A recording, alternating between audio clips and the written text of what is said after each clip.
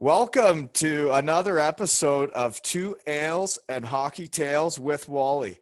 And today I am so excited to have on the fittest,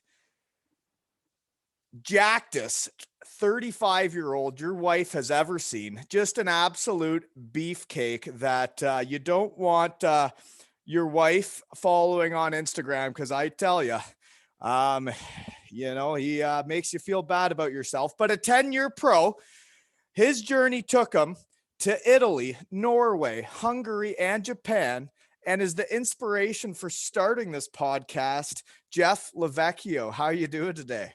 Wow, that's a big lead in, almost as big as other things that I'm working with. Thanks for having me on the podcast, Wally. Yeah, right. Yeah, no, it's fantastic to have you on, man, because when you invited me on to do your podcast about, I think it was a month ago, that the Hockey Think Tank, for any of you that want to take a listen, it's a great podcast that I was listening to, and that's how I ended up going on it. But anyways, that was the inspiration for starting this, was going on there with you and realizing it was a fun time. And I realized that my wife and kids could have that memory forever. And I want to do that for all my buddies. Yeah, So man, it now was a I great. am.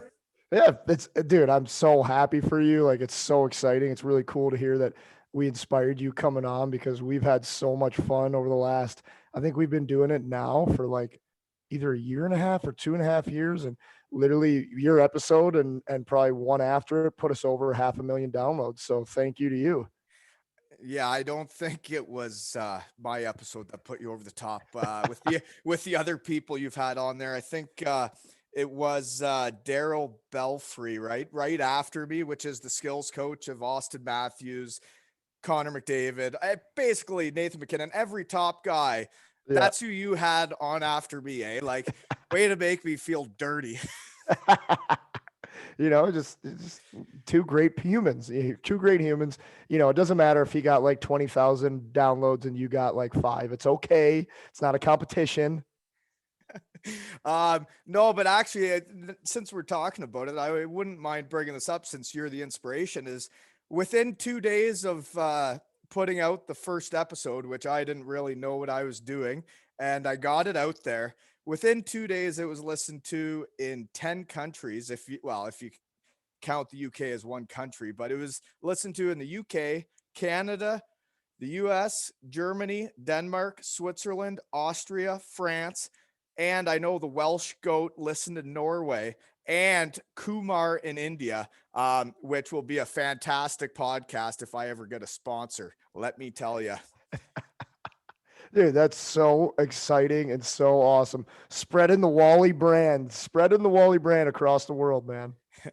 Yeah, like it really all just happened really fast, man. After I did your podcast and I realized how much I enjoyed it, I was walking the dog, and I thought, why not me? Why can't I do this? Like, why can't I start one? Like, it really doesn't matter how many people listen. So what I did was I told Lisa I was thinking about it, and I gave her my name that I was thinking of, and I told my neighbor Holton here, and it was called like Hockey Adventures with Wally, and both of them were like, "Are you like talking to little kids? Like, what? What?" So they both kind of laughed at me, and then that night, Holt texted me, and he texted me the name because he says, "What's your idea? What's your vision?" And I said, "Well, I want to have a beer with an old friend and reminisce, or somebody I have never met that has a great hockey story that you sit down and have a beer with and hear their story." So he came up with this name. And then that night, as soon as I saw the name, I'm like, yeah, that's perfect. I sent it to he was a fan in Cardiff that could do logos and designs. Lee, he's Freeman Designs. He made the logo. So I send him the name. I go to sleep at 10 at night. I wake up in the morning and the logo was sitting there waiting for me in my email. And like, to think of the people that have helped me get this going and how fast it all happened in a week, and then all those people listening, it's quite overwhelming. And I know you know about that if you got over 500,000 downloads on your podcast. Yeah, man, but it's just, I mean, that just, I think for you, it just shows you're one of the most affable, likable, most fun teammates I've ever had. You know, we only got to play 1 year together when I was a freshman and you were a senior, but you know, it made a lasting imprint on me. And just like, you know, I came from a junior team, and I don't know if you remember, like freshman year, I was like so intense and like, you know, and you were so good, but you had so much fun, and I had always wanted to be kind of that way, and learning from you kind of changed the way I approached like the game a little bit, and for the better. It was really cool. So I mean, I think it just speaks volumes about you as a person. Well, thank you, but I think I probably could have used a little more of your seriousness off the ice because, like, realistically, I was as serious as they got when it was game time. But when game time was over, like, I enjoyed hanging out with the team as much as I enjoyed playing the game. So, you know, I maybe could have used a little more of that side afterwards. But why don't we get into your story? Because this is not about me. This is about your story. And let's go to what are you doing now, actually? Like, we haven't even discussed other than the podcast. Yeah, I own a gym and training company called Ripped Hockey in St. Louis. And then I obviously, like we talked about, I've done the Hockey Think Tank podcast. And through my gym, I started a clothing line just for my clients. And through the podcast and my Instagram, like it's kind of started to take off a little bit. I have it tattooed on me. It's called GMBM. It's called Give More, Be More. It's the way I've always tried to live my life. If I wanted to be good at hockey, like I wasn't like you. I didn't have like insane natural instincts, like natural talent. Like obviously, I had more than a house leaguer, obviously, but like I didn't have that super high end skill. And I learned that, you know, when I was 17, my first year junior. And so for me, I always had to give more to even be on the same playing field as or close to someone like you. And so I got Give More, Be More tattooed on me. That's how I try and live my life, give more to others. And I know that I'll be more myself. And I create a clothing line, and that's been kind of taken off too. And then just training all the hockey players in St. Louis, NHL players, and now I only go down to like 16-year-old AAA players, and I have some staff that are gonna train the younger guys up, kind of like a farm system for me. And if they make it to, I haven't decided yet if it'll be like juniors or college, then they'll get to train with me. Yeah, like I've kind of watched it over the years, watch your company grow a bit. It's actually crazy to see, but you also have an app where, due to COVID, people can train with you all over the world, right? Yeah, and you know what? Literally, I've had probably like because I send some to like people for free, and then I work with teams where it's kind of on the side, but using the app. So I think I've probably had about over 2,000 people use it since March of last year, and I didn't really have an online business other than for pro hockey players I knew before that. And out of all of that, I'm not kidding you. One of the coolest gets for me wasn't an NHL All Star, NHL Vezina Trophy candidate. It was Stretchy from Western Michigan University. Stretchy's been using the program. This is my programs, week 3 or 4 for him. And he messages at the end of every workout, he puts in how he felt. One day he had to skip a couple things. He's like, Vex, I skipped a couple things, but just so you know, I'm going to come back and do them later. And I actually believe him. Like me getting Stretchy on a fucking workout app is literally one of the best accomplishments of my life. We went over podcast pointers beforehand, and you told me to try not to laugh into the mic while you're talking. But let me tell you, just Stretchy, doing your workout program makes me feel absolutely horrible about myself because I even DM'd you. I told you, I said, I'm on the train. Let's go. I'm getting into it. I said, I'm too fat. Let's do it. And then I chickened out because if I can't commit to something, I don't want to tell you I'm going to do it and start and then give up. If I'm going to do it, I'm going to do it the whole way. That makes me just so happy.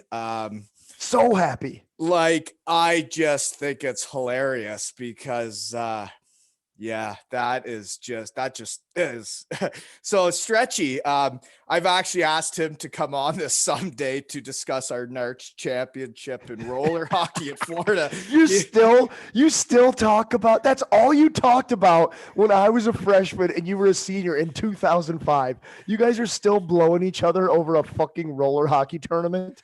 Absolutely not. I actually sometimes forget it. Like, I don't forget about it, but like that is Stretch's like all time holy grail. I think he like still sleeps with the pictures of us with the trophy.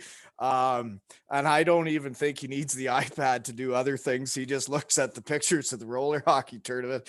But anywho, um aside from stretchy working out, I think we should get back on topic because we got a lot to cover here, man. Like you Sorry. played in Hungary and Japan, so let's keep the bus moving and worry about if you can transform Stretchy's body though from a milk bag, um, like because he's skinny fat. If you can change him into something else, who Kathleen will be happy. My goodness, his new wife, what a sweetheart. Like she'll be so happy that he doesn't have those chippy tits anymore.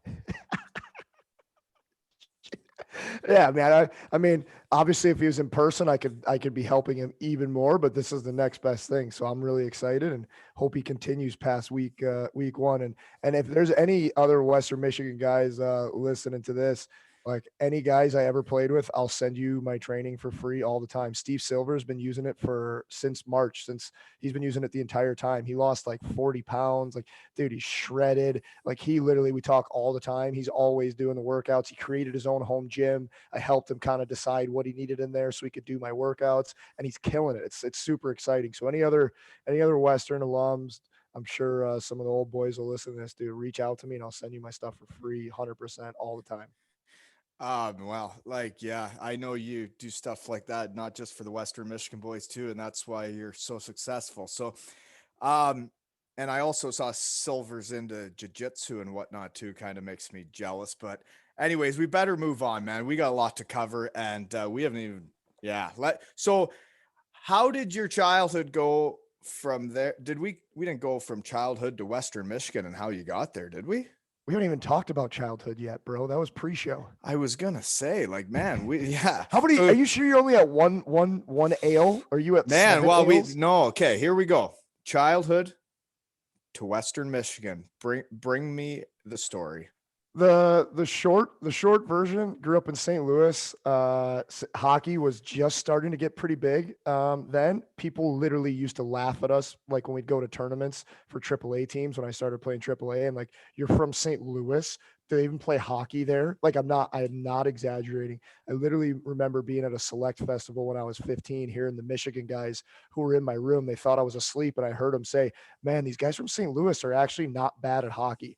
And like, I remember being happy that guys from Michigan thought that, because Michigan was the end all be all. But I also remember thinking, fuck you. I'm going to fucking show you one day. I will show you. And also, everyone in that room, I had a better career by 1,000%. And I'll never forget who was saying it. But, anyways, so I grew up, playing AAA hockey. I wasn't very good. In seventh grade, I realized as a fourth liner, hey, like, I need to work harder if I want to be anything. And that's where my work ethic started. And so I went to junior hockey as kind of, I started to do a lot better, played in a line with Paul Stasny in high school. We were nasty. I get drafted by a USHL team. I go there and then I suck again. Coach is all over me. He hates me, absolute dickhead to me. Like, no one should ever be treated the way I was treated by that coach. It's literally insane. Like, literally insane, the mind games and all these things. And that was really hard on me. It gave me anxiety, which I had never had before, insomnia, all this stuff, because I just wanted to succeed. But it wound up making me a tougher person for sure, no doubt about it. My third year, I accepted a scholarship to Western Michigan. I had a bunch of other schools talking to me, some really big schools, but I would have had to play a fourth year junior. And for anyone who's played 3 years in a good junior league, like, it's a grind. I mean, 60 game season. You never get days off. Like at least we did. And our team was psychos. Preseason playoffs, we would fight each other. I got more practice fights in 3 years in juniors, and they were real fights just in practice against my own teammates than I probably did in my whole career combined. I probably get in like 30 fights over 3 years. It was insane. Like literally, we were so intense and we were all on edge because of the way the coach treated us. But anyways, after Christmas of my third year, I went on a visit to Mankato. And so I go on this visit to Mankato and they're dropping shots in my beer. And as you know, I'm not a big drinker. And they're dropping shots in my beer. And I literally, it's the only time in my whole life that I've ever blacked out. I woke up somehow to my alarm like 5 a.m., puke all over the hotel room. I'm not proud of this. It's the only time it's ever happened in my life. All over the shower. There's puke literally everywhere. And I was just like, what the fuck? Like had to like cancel like the meetings with the teachers and the coaches. They still wanted me. I was embarrassed. I was like, dude, I don't drink. And they were like force feeding me drinks and I wasn't going to say no. And so I really didn't have a good experience. And then my second visit was to Western Michigan. And I didn't even know Western Michigan was a Division I school till they messaged me, till Brooksy talked to me. And then I watched the first game I watched of them was on FSN Detroit, and it was U of M at Western. And I was like, holy shit, Western Michigan is disgusting. Like, this is the sickest rink ever. I was like, I've never even heard of this team. Like, this is amazing. I went on the visit and I could tell the team wasn't great on the visit, but I was like, I'm probably going to have a chance to play here. Whether they think so or not, I'm going to make them play me here. And so I loved the coaches, loved Colhane, loved Brooksy. They were great guys. All of the boys who I met, and Mike Erickson was a big part of that. I looked up to him in juniors, playing against him, and all the boys were awesome. And I was like, you know what? I think I'm going to be a good fit here, and I think I'll play here. So I went to Western Michigan instead of some of the other big schools, and one of the best decisions I've ever made in my whole life, if not the best decision. Um, doing these, I'm realizing I have so many things to ask that like it's hard to fit into an episode because like you said, you got drafted in the USHL, right? In Canada, we don't have that. You don't get drafted to anything but major junior. So that really makes something click here where I'd like to discuss that where you guys literally can be growing up anywhere. So how wide of a range can you get drafted to play like essentially just junior hockey to try and get a scholarship? So you're leaving home not even to play major junior. You're leaving home like who knows how far, right? How wide's the range to leave your Uh, parents?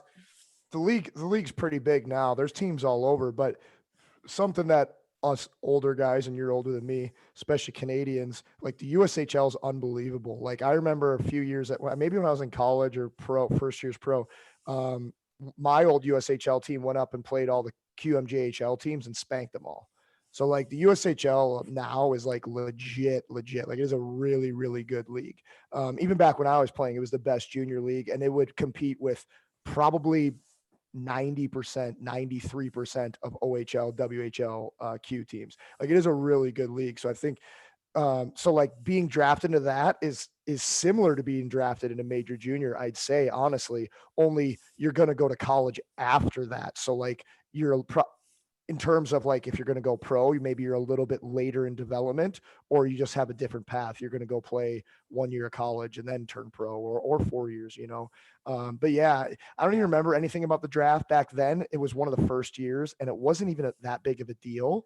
But now, dude, because I train, 16, 17, 18-year-olds, it's like, it's literally like NHL draft day, and they call it the U show. I got drafted in the U show, and I have to pee slap them and be like, boys, this means nothing. Like, I'm happy for you. Congratulations. Like, seriously, that's awesome. But literally after today, this means nothing. You didn't even make the team yet. I've had so many guys who get drafted and then wind up being cut from that team.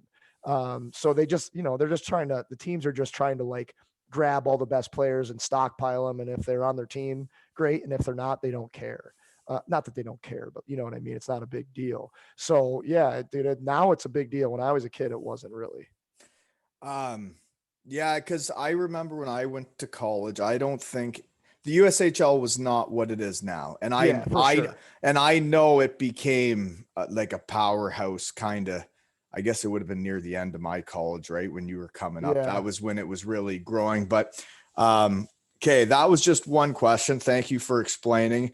I just think of it because I got kids and like my son's into hockey, and it's like, well, geez, these years go by fast to the point where they're like, at what age do you want them to move out? But, anyways, That's a great question too. Like well, it is like you don't want your kid to scary, leave. Yeah, like you don't want your scary, kid to man. leave, but you also want them to be a big boy and, It go made me do it. grow up. Maybe I left home at 15 and a half actually to go play midgets first because like I said, St. Louis wasn't great. And that was really, I'm very close with my family. That was super, super hard, but it made me grow up. I was pretty immature.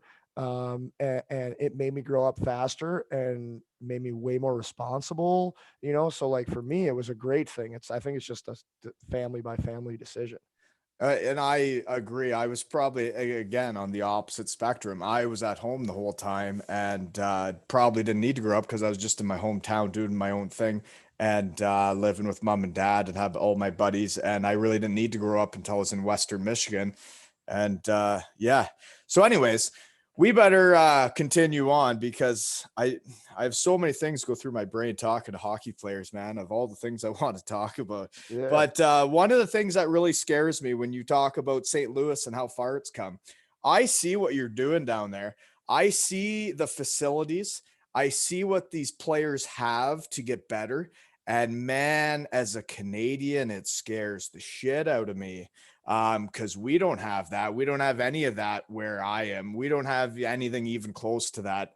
Um, but yeah, like I don't think Canadians realize how like we think we're the best, which a lot of times we are, but like where the USA is going, the ascent or yeah, Yeah. That's a word. that's a Keep word. I going. think so. Yeah. So like you guys are getting better at a very rapid pace. Like you guys are like, humping like bunnies down there. Big fan of that. Big fan of humping like bunnies. Yeah, man, it's crazy. The hockey business. And it's also a reason we started our podcast to talk about. There's so much good going on, but that's also invited so many scumbags, slimeball human beings that just want to take people's money because they know that parents or kids will do anything to try to get to that next level. But yeah, man, it's like crazy. Like everything that's progressed since I've been finished playing in just 3 years. I'm like, oh my God, I wish I had that 4 or 5 years ago. Like, oh my God, or when I was under NHL contract. Like, God, I wish I had this when I was with the Bruins. Like, I would have been way better. Who knows what could have happened? But instead of like how some guys I think like look back and then that makes them sad. I look back because I'm still in training hockey players. So I'm in the hockey world. I look at it, I'm like, dude, look, I didn't do any of this. And I know for a fact how much it's helping you. So like, don't stop doing it. And I can be like, look, like if I had this, like it would have changed me. Like take advantage. And if you don't, you're going to look back and be mad at yourself for not taking advantage. So yeah, dude, there's so many avenues, mental coaches, strength coaches, on ice, off ice, like nutritionists, like Sense Arena, this stuff where it's like VR. It's literally virtual reality where they're playing goalies and players. You can like practice with a headset on in your living room. It's nuts. It's like I got deals with like vision companies where they train your eyes to be stronger on an iPad.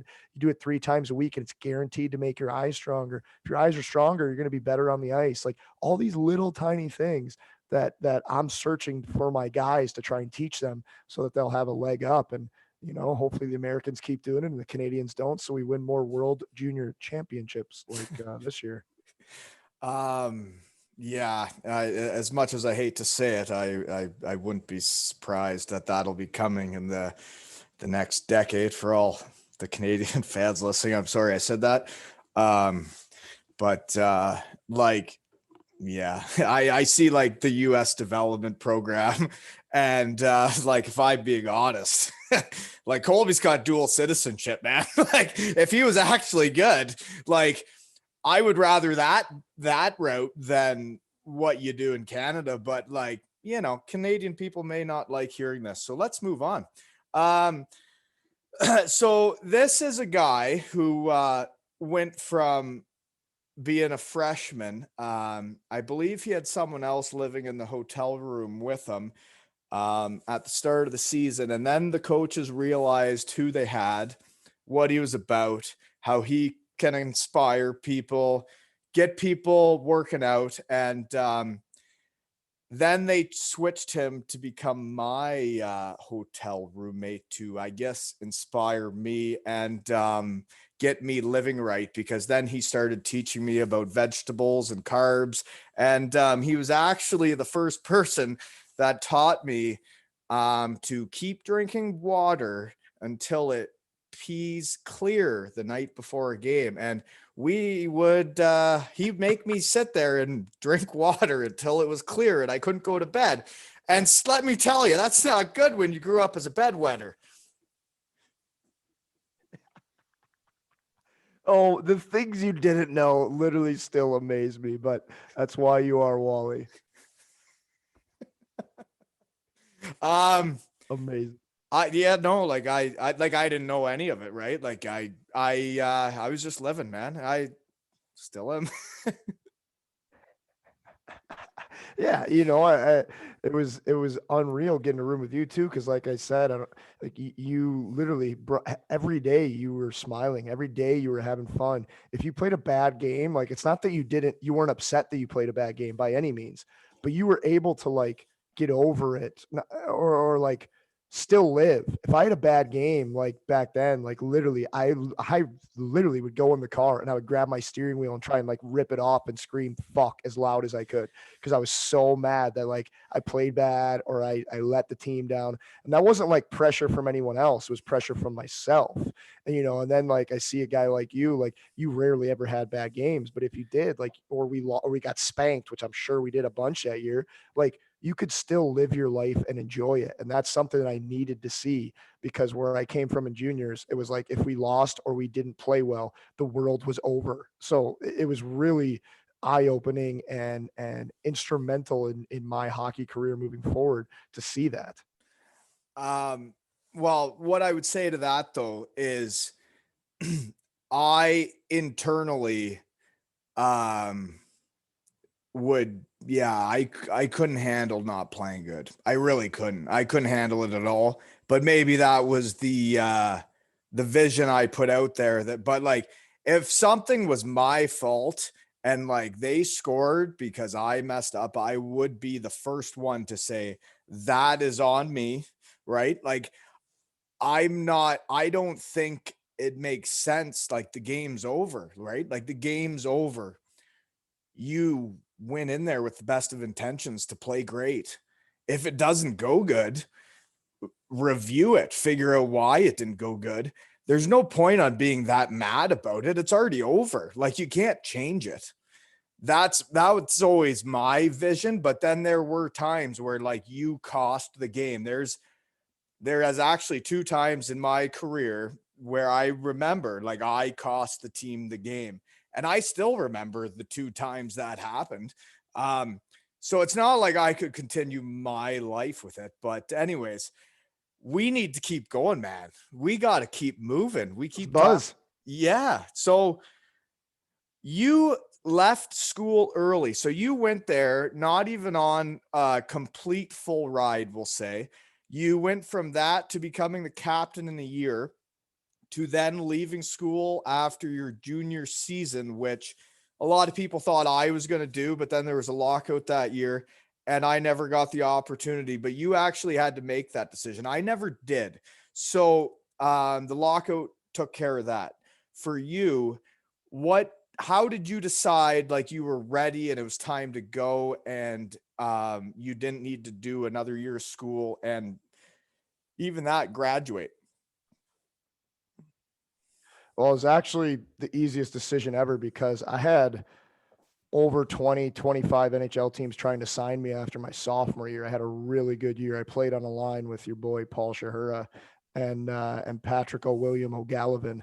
And, like for me, I always could score goals, but I wasn't a guy like you who could like go through the whole team and score. I needed to be in the right spot, and somebody either had to give me a breakaway or I just had to get it in the right spot because I was a shooter, or I had to stand in front. Like I couldn't like do. I had like three ways I could score, and I literally couldn't do anything else. So I was like, when I played with Chewy and Galley, they would just give me the puck on a breakaway, like once a game.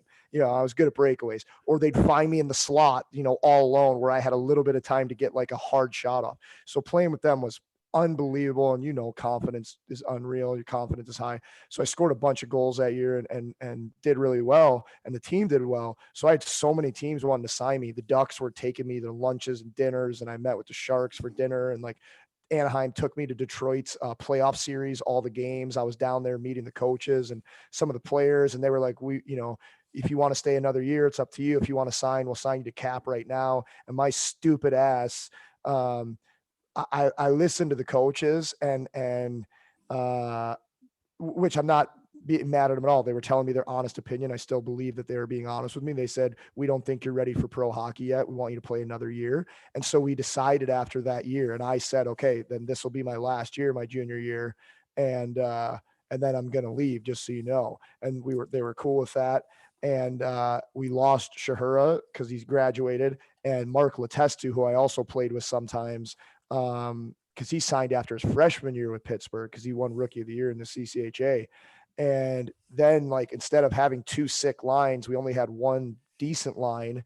And so now, like, all the teams, I got their best defenders, and people were, whatever. And I didn't play well. I didn't have as good a year. I was so worried we weren't good like we were the year before.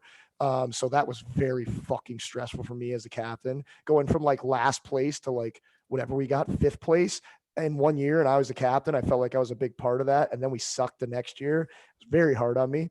So there's only two teams that wanted to sign me, and I signed with Boston. So it was a super easy decision. I was like, well, fuck.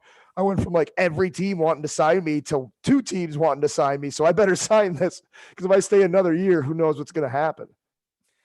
Um, wow. Man, that all sounds very familiar.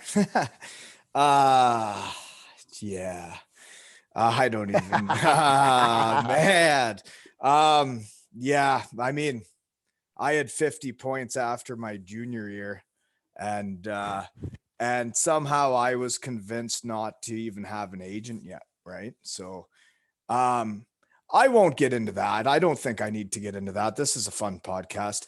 Um so um I I understand where you're going with that. That yeah, that they yeah. That's hard. It's hard. I truly do believe still that they weren't doing it to like keep me. They were telling me what they thought.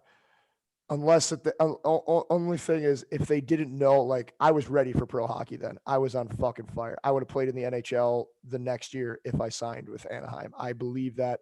Not like, oh, maybe I would have, like, I would have made it happen, like that's how I feel. But I didn't, so I went a different route, and I got that bad concussion, which kind of ruined my career before it started. But like, it was a decision I made, and I'm gonna live with it. I'm not gonna be upset about it. Well, and that's yeah, man. You are as hard a worker as I've ever seen, and like, there's no doubt whatever you decide to do, you're gonna do. And that's why I guess we need to bring up, like, so you've worked that hard. You go from not even a full scholarship to becoming the captain after a year, to then signing with the Bruins after your third year. Um, and I honestly have never talked to you about it. I know kind of what happened, but me and you weren't really in contact at the time. Um, I've seen what concussions can do to people, and it's scary shit, man. Yeah, it was wild. Yeah, like I signed and whatever. Like 2 days later, I was on a flight to Boston, got my test. I go to Providence. They still had 14 games left because we got swept in playoffs for at Western. So I literally was there for like almost a third of the season, like close to a third of the season with the team in regular season. So that was pretty cool, and I played really really well. Like talked to Claude Julien, who was the coach in Boston at the time, and he's like, we really love the way you're playing. Like, you're going to play. They played me in playoffs, even though I had a broken wrist. my last game of regular season, I smoked a guy, and like the way I hit him fractured my wrist. So I missed the first round of playoffs. Second round of playoffs comes, and they asked me to play with a cast on, and I was like, fucking right. So they were playing me over first and second rounders that just signed pro also the same year I did. So I'm playing with the cast on, even though I can't even shoot, and playing all through the playoffs. So that was awesome. I go home in the summer. I find out that I tore cartilage in my wrist, and cartilage doesn't heal well. So I had to wear this like gunslinger cast from my shoulder to my elbow at a 90-degree angle for 2.5 months. Wasn't allowed to skate. So I get that cast off. The next day, I go to skate for the first time since the season ended. And in St. Louis, it's really hot here in the summer. Some of the rinks in the summer, the ceiling, there's condensation. So like water drips down from the ceiling, and this rink I grew up at, they didn't do a good job ever. We all knew this about getting bubbles off the ice. There'd be bubbles that looked like little igloos that were like 3 inches tall. So like as a kid going out there, I always remember being like, oh my God, there's a lot of bubbles out here. We'd be skating around trying to chip away at them. So this is my first day skating. I guess it was the first drill. I don't even remember. I lost over 12 hours in my memory. First drill was like skate after warming up, like sprint just down half a lap and then come back down long strides, full speed. I don't remember, but I guess I went to stop right at the goal line from going full speed, and I hit one of those little fucking bump igloos, and I got knocked out, and I had all these neck problems, and I woke up like 12 or 13 hours later on my parents' couch, just like, where am I? Like, what the fuck happened? And they told me, and like I had all these tests done. I don't remember, like MRIs, CT scans of my brain. Don't remember any of it. There was no bleeding on my brain, but I just thought it was going to be like a month, a couple of weeks. I had multiple concussions before that. I had one a few months before. Justin Abdicator hit me head to head, like such a stupid ass fucking thing to do. That hit makes me more mad than me falling. His helmet like hit my helmet in the side, and I got a concussion playing against State. And I played through that because I knew Boston was coming the next weekend. So I had a concussion and I played through it, which was stupid. But anyways, so I get that bad one. I keep thinking, oh, I'm going to be okay. I'm going to be okay. Like it's going to be a week, and a week turned into 2 weeks, into 4 weeks, into a couple months. All of a sudden now training camp starting for my first year of my NHL contract. And I haven't worked out, skated, done anything for like 2.5 months, not 3 months at that time. So I had to go through my first NHL camp. Like, dude, this was like, I haven't even talked about this, how weird that was. So I'm in camp. All of my dreams came true a few months ago. And then all of a sudden, like slowly being pulled away from me bit by bit. And I'm at camp, and I'm like, I don't want to talk to anyone because I'm embarrassed, and I don't want them to ask how I got the concussion. Like, oh, it's fucking power skating. Like, oh, and then that stresses me out. That gives me anxiety, and I have all these problems. I can't go into a grocery store. Being around crowds was like, I literally almost throw up because my vestibular system was fucked up. My eyes and my brain were fucked up. So it was like fucking hell just being around there. And they kept me around like till the last guy got cut just because they wanted me to be around the team. But that was probably making it worse. I didn't want to say anything because I was embarrassed. I was nervous, like, so it was pretty bad. But they're like, obviously you're going to make the team in Providence. Like, we love you. Get an apartment right away. But then for treatments, I was driving to Boston 4 days a week, which was only like an hour drive. But they're like, you want to live in Boston? And I should have, but I was embarrassed that what happened. So I was like, no, I'll go down to Providence. I'm going to be fine soon. I'm going to be fine soon. And for like the next 8 months, 4 days a week, I'd drive an hour down the highway. I'd go to one hospital, see some doctors, go to another hospital, see some doctors. And then I would drive home for like 7 months, 8 months, whatever it was. And nothing was making me better, dude. It was fucking hell. It was wild. I had nightmares every night that my teeth were falling out every night, every single night. My teeth were falling out, like so real. I'd wake up, my whole bed would be drenched in sweat. I'd have my fingers in my mouth feeling around if I still had teeth. It was a wild time, dude. Yeah. It was dark. And like because I had a concussion as a young kid, never had any like major ones as a grown up. I had like the stingers where like you couldn't see the other side of the arena, like where it's fuzzy and you can't like really figure out where the puck is. But I didn't have the ones where you're like, you don't remember. Since I was a kid, I had one. But that is it's scary stuff. And like, it is something though, like when you see there, I don't know, let's whatever. We're gonna get into something different than that. It's yeah, like all I was gonna say is though, like me and you both know what we signed up for, right? Oh, yeah, dude. We I'm not. signed up to play hockey and we Yeah, knew what could happen. Like yeah, we did. We got hurt. We got yeah, hurt a lot. yeah. I'm not. That was one. I took a slap shot in the face the next year, got knocked out, felt like I got electrocuted in the AHL. You know, got elbowed in the head in the AHL. I got hit from behind in the coast, broke 6 bones in my jaw because some Russian piece of shit cheap shot at me in the back of the head after missing a breakaway on my old Western Michigan University goalie. Like took another puck in the face in other leagues. Like, but I wanted to keep doing it, and there's no one to blame. I'm not mad at anyone. I fucking loved it, and like I do it again. Like whatever. Exactly. Yeah, exactly. Okay. So sugar and spice and everything nice. We are not even close to the things I actually want to talk about. And we've already been talking for a long time. Okay. Dude, I think we got to skip this time and I'm going to have you back on later. We got to get into, like you played in Hungary and Japan and like, I personally never played in any of those. I tried to go to the Asian League. My right when I was going to Cardiff, I had a hot one out there. It was between me and another guy. They decided to go with the other guy. I don't know what his name was. He was probably taller and skinnier and more attractive than me, but they went with him. And I never found out, which is probably good because Zoe would have been born over there instead of in Wales, which is great. So maybe you could give us a little rundown of either Hungary or Japan first. I don't even care. I'm so interested in both.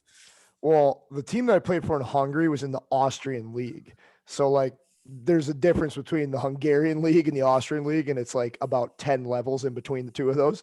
So I played in Norway. I went Italy, then I went to up a league, and I went to Norway. I listened to a terrible agent who told me that I should just sign in Italy, and I had no idea about Europe. I don't know if that ever happened to you, but I should have started in Austria or the DEL, and I just went to Italy because he's like, "Oh, this is a great deal. This is good money. It's the best you're going to get." My stupid ass at the time was naive, didn't know anything, didn't ask anyone, and I jumped at it.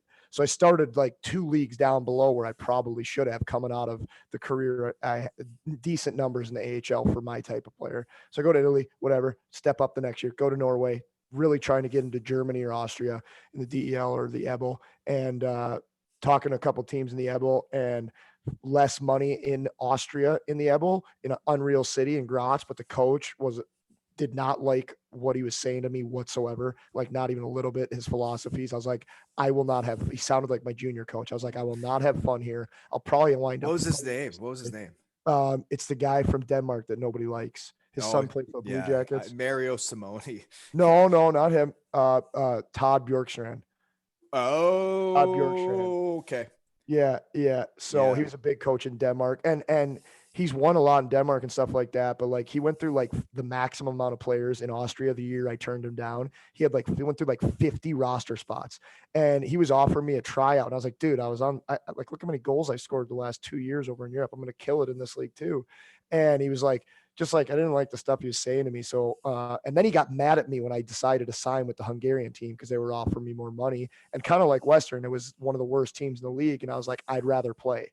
So I went there because I knew I'd probably have a shot at playing more. And whenever we played them, I'd always score and I'd just look at him because I don't think he cussed me out, but he might have for not signing with him. And I was like, okay, you just made my decision, made me feel better about it. So then I go to this team in Hungary and they paid you in cash once a month. I had a wife at the time. I was married at the time, so I'd call her, and it wasn't anything shady like you hear about in Russia. Like that's just how they did it, probably to keep money away from the government. And I'm sure the presidents or owners were maybe pocketing a little bit of that money, no doubt about it. And so randomly they'd be like, "Oh, it's payday. Go to the office, get your money." And it was always the full amount in euro. So I'd have to call my wife and be like, "Hey, I just got paid. Drive up here. I'm not leaving this much money in my stall." And so she'd come up. I'd go out there in like my half gear as I'm getting dressed, give her the money. She'd go put it in the bank. Like it was hilarious. But dude, best people ever. Best rink I've ever played in other than Western Michigan. Best fans. Literally, I could go back there and run for the mayor of that city. It was so much fun. and played in the Austrian league, one of the best leagues in Europe. It was unbelievable. It was so fun. We were always an underdog. I literally kind of felt like it was a Western Michigan. You know, if we won, it was like, yeah, you fucking won. Like, that's amazing. And if we lost, like, everybody be mad. But it's like, well, Red Bull's budget's 4 times yours. Of course they're going to beat you, you know? Yeah, yeah, the Red Bull team in that league is I mean it's really like they have a different sponsor than the rest, and that's kind of what hockey is in Europe, right? There's the start of the season, there's 4 teams usually in a league that maybe can win. Then Yeah, there's 4 teams that are in the middle of the pack. And then always. And then there's the 4 teams at the bottom, and everybody knows exactly where they're at the start of the season, and it's all based on budget, which is yeah. So Wild. um so Hungary, like overall, like that was a positive experience. So like what kind of foods in Hungary? Like it's not like German food, and it's not like Danish food that I know Dude, of. it's So like unreal. what is It's it? unreal. I liked Hungarian food better than Italian food, and I'm half Italian. I lived in Italy, like truly, like not American Italian or Canadian Italian, which I'm sure is the same. Where it's like it tastes delicious. It's so bad for you. Like Italian food is super clean and super light and very minimalistic. Like it's really good. It's tasty, but like Hungarian food tastes better. Like goulash. Have you had goulash? It fucking slaps, man. It's like steak in a soup. Like what? Steak soup? Yeah, sign me up, man. Let's go. Yeah, it's like steak and potatoes and carrots and like a delicious broth. And so we were always eating that. And we got free lunch every single day through the team there. So I saved a hilarious amount of money. We got deals all around the city at all the restaurants. Their food, they serve like they're like a 4 course meal type of cuisine when you go to a restaurant. So you get like, the appetizer, the entree, the dessert, the cappuccino at the end. Like, dude, it's fucking awesome. Like Budapest, my favorite European city. Anyone listening to this, world goes back to normal. You're looking for not only a cheap place to go, but like super fun people. Budapest, unbelievable, hands down. Prague and Budapest look like twins. You wouldn't even know the difference. Yeah, the man, some of the cities over there that like I know there's a lot of people that, it's tough to get over there and it costs money. But if you do get a chance, there's some spots over there that like I've heard Croatia. I never got there. I heard Croatia was wild. But anyways, the last thing we got to talk about though, like Hungary is something I never saw. I never played the Austrian league. But you played in Japan, man. Yeah. What kind of pregame meals are you eating in Japan? And like what was the hockey like? Because what I'm picturing is you being taller than most players, and them being really fast, and forechecking way harder than I would ever want. And I think I might even struggle in that league because they'd just be going too fast for me. Yeah, dude, it was wild. Like I heard going over there and like I don't know, like my best characteristic on the ice was that I was really fast, and I heard like it's so fast, like you're gonna have a hard time when you first get there. And I was like, okay, whatever. Like no, not me. Like I maybe they have better vision than me. Of course, everyone does, but like they're not gonna be faster than me. But like literally, in that it was they train so hard, they care so much, they just don't have the coaching when they're younger. Like if they got real coaches over there from being little kids, like they'd be the best hockey country because they don't stop working. If you play in a Japanese team and you're a pro there, you literally are at the rink or at the clubhouse where the gym is and stuff for like 8 hours every single day. And Pardon me? you don't, yeah, dude, it's a, like, they see it as like a real job, like anyone else has a real job. So they just think they got to be there the whole friggin' day. It's insane. But they're awesome people. They work so hard. They're so fun. So You hear me? you were at the rink. No, I wasn't. The Japanese guys, the national, Oh, all the guys. I You think I thought would? you I were mean, there for 8 hours a day. And I was bro, like, dude, no, get the hell out of there, man. You got to. no, no, not even for that money for me. I mean, because you said you tried to get to that league. Like it's super hard to get to that league. almost everyone in the league when I played there had NHL games or had like a citizenship somehow with one of those countries, and they pay very well for like guys like you and I. So super hard to get there. I got lucky. I had a really good year, and a guy who was best friends with the coach there is kind of how I got there. And yeah, but like pregame meals, they were you could I could have asked for whatever I wanted, and they would have given them to us because the teams there have disgusting budgets. Our team was owned by the company that makes Kleenex the brand, like Kleenex, like that was on our jerseys. Their budget was unlimited. We flew to every single team except for one. I had my own room on the road everywhere we went for 2 years. Like it was literally unbelievable. I got treated so well. I would have played there until the wheels fell off for me. They didn't want to sign me after my second year, even though I killed the league again because we didn't win the championship. But like I was like, dude, like we weren't going to. We're not good enough. But I loved it. I'd have soba. I spoke a little Japanese when I was there, and that was like one of the only things I knew how. So I'd always say that to people. But I'd have ebi soba, which was like broth with fried shrimp, believe it or not, noodles. They'd crack like a an egg into it, and like the hotness of the broth would like heat up the egg, kind of. And I'd have rice a lot of times, and um, I don't know, man. The food in Japan was money. Like obviously they eat some weird stuff on the road. They had the North American dinner, and the like if we'd have to take a bus to the airport after a game or something, we'd have bento boxes, and it'd be the import dinners and the Japanese dinners, and they were always completely different. And the Japanese dinners would have like full little fishes, like with eyeballs and not skinned or deboned, and they literally would just cold fish, full fish, head first into their mouth and just bite the head off. And I didn't have Instagram back then. God, I wish I did. But I had so many videos on my old phones watching these savages eat whole fishes. But it was super interesting. And literally like, if you could get past, I had some bad experiences in Italy, like that league was just not professional at all. But I'm sure you had those. But like that made me realize, okay, Europe's not the American Hockey League. This isn't the NHL. This isn't the AHL. This isn't the ECHL. So like lower your expectations. You're here to have fun and to make money. So just play well and make money. Like let's go, no matter what happens. And so like I saw some weird ass stuff, but like I love Japan, man. I absolutely loved it. Would have played there till I was 40.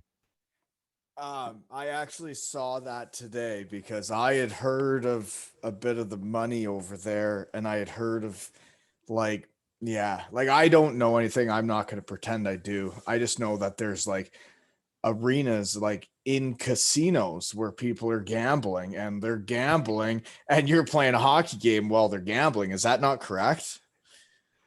Not in the league I was in. That might be China. China does some weird stuff, but we went every year for like we'd go on like a 3 week road trip to like really big cities in Japan, Tokyo, and I don't even remember the other names. And we'd play at rinks that like were not meant to have professional hockey games. Like we played at one rink that had glass like plexiglass boards, but like the boards were like super giving to where like that league is like there's all the Japanese guys are jacked because, like I said, they work out for every day. They're just a little bit smaller on the whole, probably like in between your size and my size, like medium. And What are you I saying? remember skate.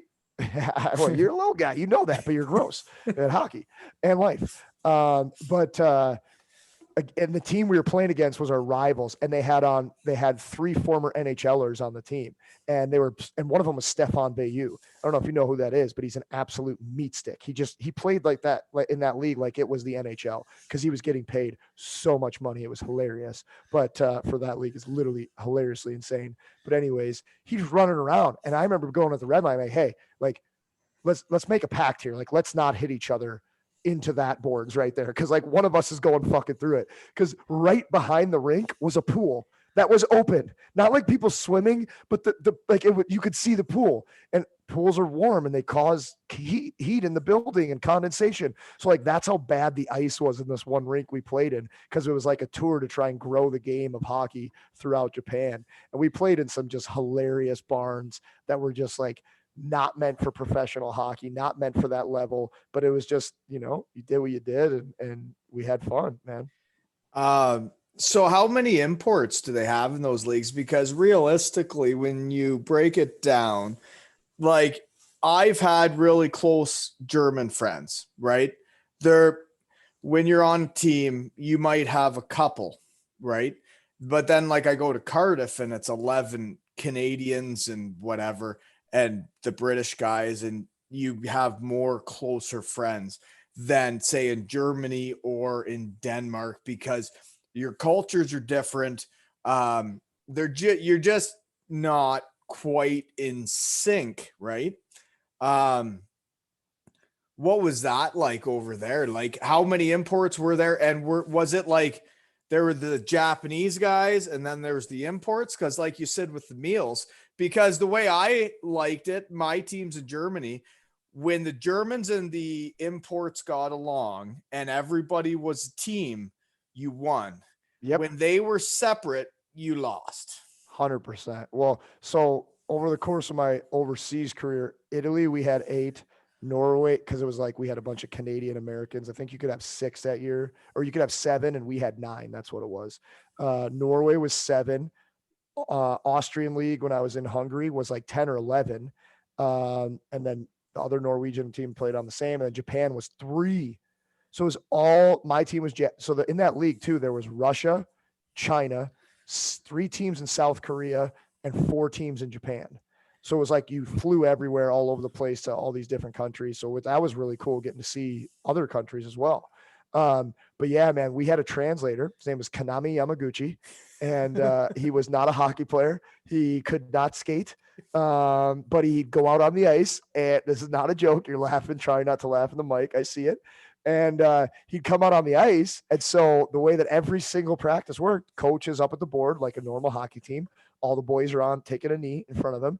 And then the 3 imports would take a knee or stand up in the back. And our translator, Kaname, as they say in Japanese, we call him Kanami or Gooch. His name is Yamaguchi. And he didn't know what a gooch was. So Gooch would be standing there back there with us, and he would be translating what the coach is saying. And this went on the bench, in the locker room, in the lunchroom, wherever. If I needed to go to the grocery store and I didn't feel comfortable going in the beginning, I'd be like, "Hey, Kanami, can you pick me up? Take my wife and I to the grocery store." And he'd walk through. He'd talk to people for us. He'd tell us what everything was. Like his only job was to translate for the imports, do our paperwork, all that stuff. Like that was his full-time job. And it was amazing. Like his wife would take, the wives out, girlfriends out, whoever was there. And but I'll say the Japanese guys, most of them were super, super, super friendly and wanted to be friends with us, but only a couple of them spoke like conversational English. Some could say a thing every now and then and they pretend they knew what you were saying, but then they'd look at Gooch and ask him to translate. So like mid-game, I'd come on the bench, and I'd be pissed off at somebody for not doing something. I'd be like, "Kanami, get over here. Tell him, blah, blah, blah, blah, blah." And then you'd see Kanami say it. But I learned English or Japanese well enough that he would also not say what I was saying so he wouldn't hurt the Japanese guy's feelings. Like you're a teammate, you're going to say real stuff, and they have kind of a different culture there. And I remember giving a speech one time after a game where we just shit the bed and we were one of the best teams in the league in Japan my first year. And I went off on the team like I would on any U.S. team as a captain or a leader. And I knew enough Japanese by that time where I was like, "You're fucking not saying what I'm saying, Kanami. Say what I'm fucking saying." And then he had to tell the team what I was saying, and then I could tell he was saying it. And you see the guy's eyes like, "Oh, I've never been talked to this way." Like it was awesome, man. It was a great experience. Like all the different countries you live in, the different experiences you have, like it really does make you the person you are, right? Like, I come home and make German meals and, Danish stuff. And like, it makes you who you are. Like, the food over there, the people over there and how they roll. And I don't, that's why I'm so curious. But like it really is crazy what the hockey world can bring you and all the different places it can take you. And like for me, I'm sitting here in Kikard And I haven't gone anywhere in 5 years. Like I haven't left. I haven't even left Bruce County, which by the way, we had the Wow. biggest news ever this week is the Kincardine Canucks are back, baby. We're coming back for phase 3 and knock on wood that nothing changes, but like we're going to get to Colby's going to get to play a little more hockey before this is over. There we go, man. That's unbelievable. That's yeah, Canada's wild right now. Like they're like insanely restrict. I've literally been living my life almost normally, except if I go into I don't really grocery shop. I have a deal with a food company here that gives me food. But like if I do have to go grab some groceries, that's like the only time I wear a mask. Or if I walk into a restaurant, like till you sit down, then you take it off and life is normal. Like it's wild. It's so what hockey's normal here, like for the most part. Some places you can't have fans or whatever, but like kids are all playing, guys are playing, pros are playing. Like Is wild that that it's so right? different. Dude, yeah, I literally live life like 90% normally to my daily life. Like I can't go to concerts or anything yet, but like other than that, like life's pretty normal. Um, I haven't left my house other than to walk the dog and go to the Amberley store to pick up on consumables and kids' candy for months. Like we're in lockdown, like we're not even supposed to do anything. And like I'm living in a rural area where there's nothing around except farmers' fields and a nuclear power plant where, yeah, there's lots of workers coming here, but like we don't have cases around here, but like it was a full Ontario lockdown. So our minor hockey stopped where when we're in the middle of having a great time. I love coaching these kids, man. Like I really do. Like it's my passion. Outside of this podcast and coaching the kids and trying to make the Kincard Canucks the best gosh darn 2012 team that ever happened. Um, like yeah, like it'll be nice to be back, man, and it really made my day today. Yeah, that's exciting. That's super exciting. I'm happy for you. God, I hope life goes back to normal for you soon. That's got to be insane being cooped up that long. Yeah, man. Well, do you got anything else we got to say before we shut her down here? I don't think so, man. I'm happy you're doing this. I'm excited you're doing this. You're clearly having a good time. I had a good time. Appreciate it. And the old Western boys, if anybody's listening to this and they want the free workouts, man, seriously, I mean that. I'd love to talk to you guys and help you out with that stuff and just talk like me and Wally have here a couple times now in the last month. And both times have been some of the most fun nights I've had in a long time. So thanks, brah. Yeah, like realistically, that's what this podcast has done for me, though, is like I'm talking to you, I'm talking to so many people in my past that we didn't have a reason to text, we didn't have a reason to call, and now all of a sudden we do. And man, like the messages I've got are it's surreal. Like it's yeah, it's like Lisa says, we've lived two different lives. We've lived this life we're living now, where we're here and like I'm working and I'm doing the best job I can at my job, and the kids go to school. And Lisa's doing the best job she can at her job. And we're here. Where before that, like it was every 8 months we moved across the ocean, we lived in a different place, we met different people, and it is different, and it's quite the story for all of us, isn't it? Like look at your story, man. Like look at all the places you went to, and now you're training NHL players to the point where you had to retire just to train all these people because you could still be playing, man. Like look at you, you make me look like a fat turd. Oh, I easily could still be. I was still getting pretty good contract offers after my 10th year, but just with my concussions, I was always worried what's the next one going to do. I had so many. And then my business was like literally like really taking off and I was like, well, I don't have to I'm not going to play in the NHL. Obviously, that ship sailed 7 years ago. So, like, why risk my brain kind of thing? I've had a great run. I don't want to wind up a vegetable next year. And I had a good opportunity to move into a gym. So, yeah, man, I've been doing that. And it's been so much fun. And now doing the podcast and having people on like you has been fucking badass. Well, man, I can't thank you enough. I can't thank you enough for literally inspiring me to do this because I haven't been this happy in a very long time. Hey, Yeah, man, it's fun. yeah, I'm yeah, excited. man. It's been really fun, man. Like I've been in a good mood all week. I feel like I'm walking on the clouds because I'm talking to all you boys. Everybody's DMing me like I'm a hot chick again. Like it's crazy, man.